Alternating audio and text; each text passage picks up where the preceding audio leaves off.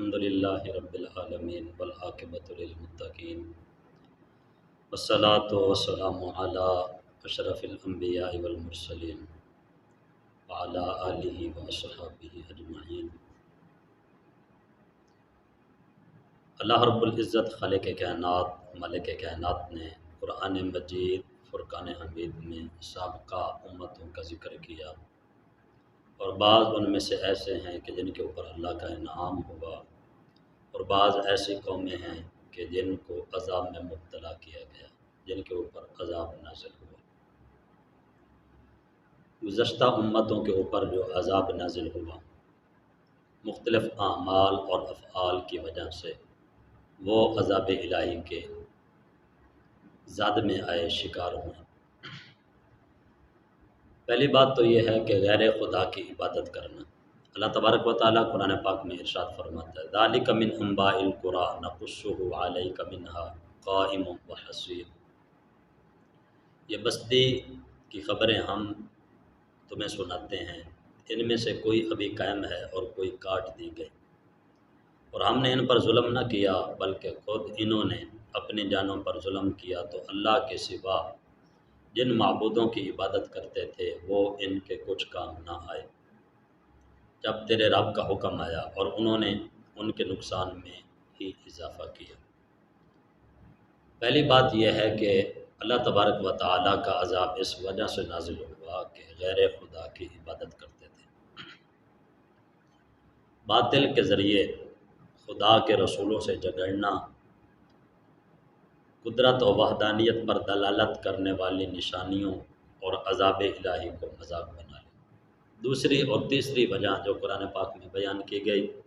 کہ اللہ کے رسول سے جھگڑنا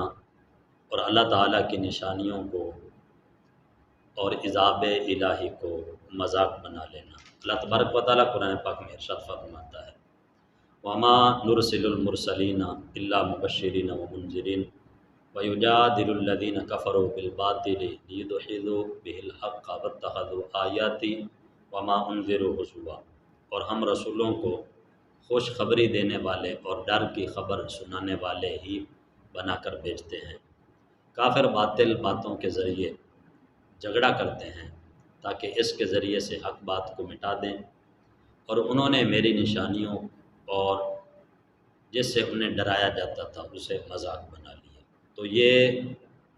وجوہات ہیں کہ اللہ کے رسولوں سے جھگڑا کرنا، عذاب الہی کو اور اللہ کی قدرت کی نشانیوں کو مذاق بنا لینا، جس طرح کہ آج ہم حضرات، خاص کر کے نوجوان حضرات، دین اسلام کا مذاق بناتے ہیں، دین کی ہر بات کا، رسول اللہ صلی اللہ علیہ وآلہ وسلم کی ہر سنت کا۔ تو ہمیں چاہیے کہ ہم ان باتوں سے عبرت حاصل کریں۔ خدا کی روشن نشانیوں کو جادو کہنا، ظلم و تکبر کے سبب ان کا انکار کرنا۔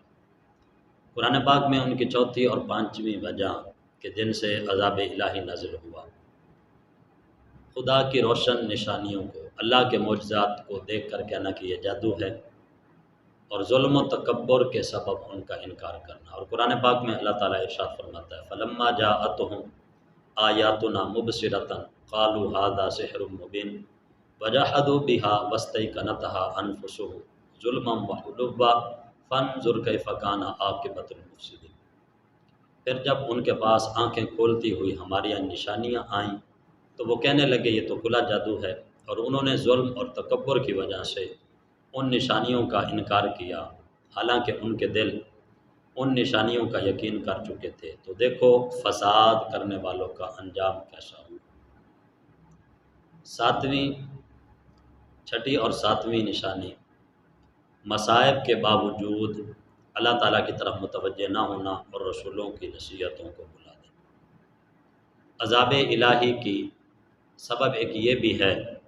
کہ اللہ تعالیٰ کی طرف سے جو مصائب اور تکلیفیں آتی ہیں، اس کے باوجود بھی رب تعالیٰ کی بارگاہ کی طرف رجوع نہ کرنا، توبہ نہ کرنا، اور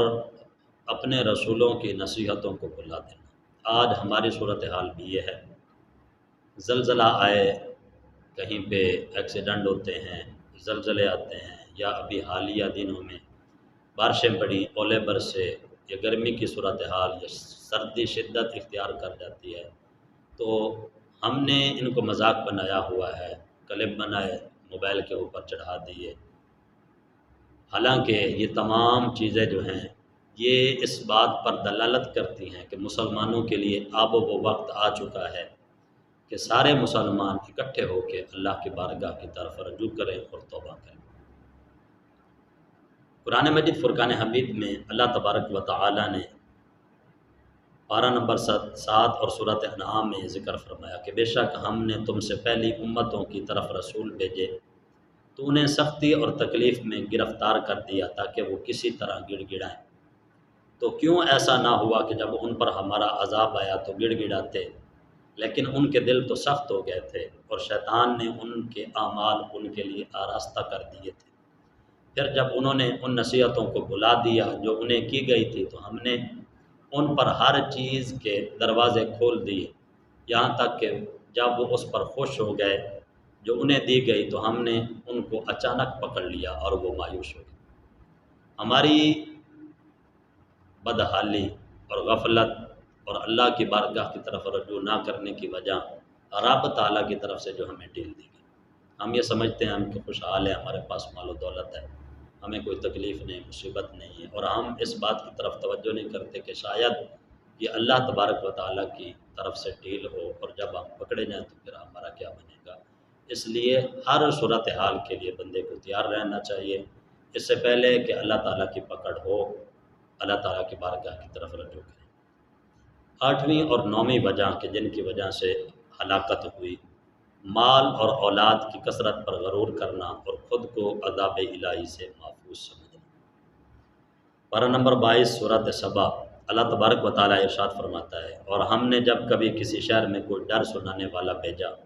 تو وہاں کے خوشحال لوگوں نے یہی کہا کہ تم جس ہدایت کے ساتھ بھیجے گئے ہو ہم اس کے منکر ہیں، اور انہوں نے کہا کہ ہم مال اور اولاد میں بڑھ کر ہیں، ہمیں عذاب نہیں دیا جائے۔ اولاد کی کثرت یا مال و دولت کی کثرت جس کی وجہ سے اللہ تبارک و تعالیٰ کی بارگاہ کی طرف رجوع نہیں کیا جاتا، بندہ جو ہے وہ اکڑ جاتا ہے کہ پتہ نہیں میں کیا چیز ہوں۔ حالانکہ چاہیے تو یہ تھا کہ جس رب نے اولاد عطا کی، جس رب نے مال و دولت عطا کی، تو اس رب کی بارگاہ میں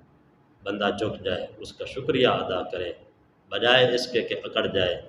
پھر وہ رب پکڑ فرما لیتا ہے۔ اور غلط کاموں میں باپ دادا کی اندھی پیروی کرنا، اللہ تبارک و تعالیٰ نے قرآن مجید فرقان حمید پارہ نمبر 25 میں ارشاد فرمایا، اور ایسے ہی ہم نے تم سے پہلے جب کسی شہر میں کوئی ڈر سنانے والا بھیجا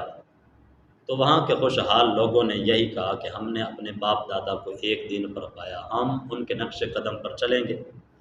نبی نے فرمایا کیا اگرچہ میں تمہارے پاس اس سے بہتر دین لے آؤں جس پر تم نے اپنے باپ دادا کو پایا، تو انہوں نے کہا کہ جس کے ساتھ تمہیں بھیجا گیا ہے ہم اس کا انکار کرنے والے ہیں، تو ہم نے ان سے بدلہ لیا تو دیکھو جھٹلانے والوں کا کیسا انجام ہوا۔ تو یہ وہ چیز ہے کہ باپ دادا کے دین کی پیروی کرنا اور اللہ تعالیٰ کے احکامات کو بھول جانا، تو اس سبب سے بھی اللہ تعالیٰ کی طرف سے عذاب نازل ہوتا ہے۔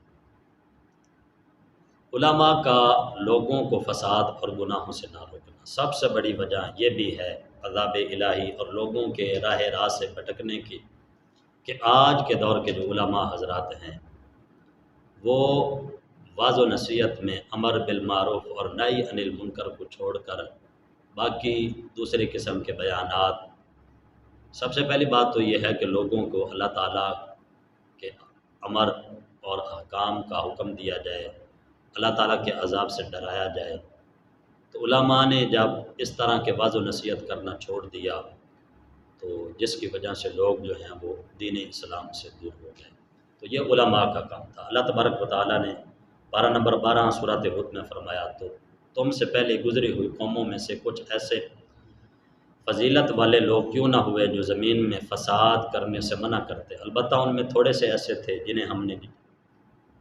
اور ظالم لوگ اسی عیش و عشرت کے پیچھے پڑے رہے جو انہیں دیا گیا اور وہ مجرم تھے۔ اور تمہارا رب ایسا نہیں ہے کہ بستیوں کو بلا وجہ ہلاک کر دے، حالانکہ ان کے رہنے والے اچھے لوگ، یعنی اللہ تبارک و تعالیٰ جو بندے اچھے ہیں، اللہ تعالیٰ کے احکامات کو مانتے ہیں،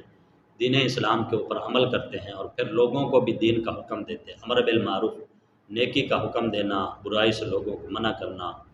تو پھر ایسی قوم کے اوپر اللہ کی رحمت نازل ہوتی ہے۔ اور جب قوم نافرمانی کرنے لگ جائے اور عزت دار لوگ، علماء کرام، پیران حضرات یا دوسرے معزز طبقہ کے لوگ جو ہیں جن کا اثر و رسوخ ہے، جس طرح کے حکومت کے لوگ ہوتے ہیں، تو اگر وہ لوگوں کو برے کاموں سے منع نہ کریں اور نیک کاموں کا حکم نہ دیں تو پھر ایسی قوم کے اوپر ہلاکت نازل کی جاتی ہے، عذاب نازل کیا جاتا ہے، اور پھر جب اللہ کا عذاب آتا ہے تو پھر سب کے سب اس عذاب کی زد میں شامل ہو جاتے ہیں۔ اور ناپ تول میں کمی کرنا، زمین میں فساد پھیلانا، راہ گیروں کو ڈرانا، اہل ایمان کو راہ خدا سے روکنا، دین میں ٹیڑھا پن چاہنا۔ ناپ تول میں آج کل ہمارے ہاں ناپ تول میں کمی ہے، مسلمان ہیں، کلمہ پڑھنے والے ہزاروں، ہمارے ہاں مسجدیں ہیں، ہزاروں مبلغ ہیں، ہزاروں جگہوں پہ ہم تقریریں سنتے ہیں، کرتے ہیں، بعض و نصیحت ہوتی ہیں، یہ سلسلے چلتے رہتے ہیں، لیکن پھر بھی ہمارے ہاں ناپ تول میں کمی کرنا یہ عام سی بات ہے۔ فساد پھیلانا، ادھر کی بات ادھر کرنا، لڑائی جھگڑے کروانا، رستے میں چلنے والوں کو ڈرانا، ان کے مال جان کی محفوظ نہ ہونا، اور اہل ایمان کو راہ خدا سے روکنا، خود بھی نیک کام نہیں کرنا اور جو کرنے لگے اس کے راستے میں بھی روڑے اٹکانا، دین میں ٹیڑھا پن چاہنا، یعنی سیدھا سادہ سا دین، سیدھا بالکل سیدھی بات، اس میں ٹیڑھا پن تلاش کرنا، تو اس وجہ سے بھی اللہ تعالیٰ کا عذاب نازل ہوتا ہے۔ اللہ تعالیٰ ہمیں ان تمام باتوں سے بچنے کی توفیق عطا فرمائے۔ اللہ تعالیٰ فرماتا ہے افلا یتدبرون القرآن ام علی قلوب اقفالها، لوگوں کے اوپر جو غفلت کے پردے پڑے ہوئے ہیں، دلوں کے اوپر یا آنکھوں کے اوپر جو غفلت کے پردے پڑے ہوئے ہیں، اس کی وجہ یہ ہے کہ لوگ قرآن پاک میں غور و فکر نہیں کرتے۔ ہم قرآن پڑھتے ہیں، پہلی بات تو یہ ہے کہ ہمارے پاس وقت ہی نہیں ہوتا، سالوں گزر جاتے ہیں، کبھی قرآن پاک کی زیارت بھی نہیں کی، اور اگر جس کو توفیق ہو پڑھنے کی تو پھر وہ اس طرح رٹی رٹائی جس طرح چیز پڑھی جاتی ہے، نہیں پتہ کہ میں الفاظ کون سے پڑھ رہا ہوں، نہ غور و فکر کیا، تو غور و فکر نہ کرنے کی وجہ سے ہمارے دلوں کے اوپر یہ زنگ لگے ہوئے ہیں اور ہماری آنکھوں کے اوپر غفلت کے پردے ہیں۔ اللہ تعالیٰ ہمیں قرآن پاک پڑھنے اور غور و فکر کرنے کی توفیق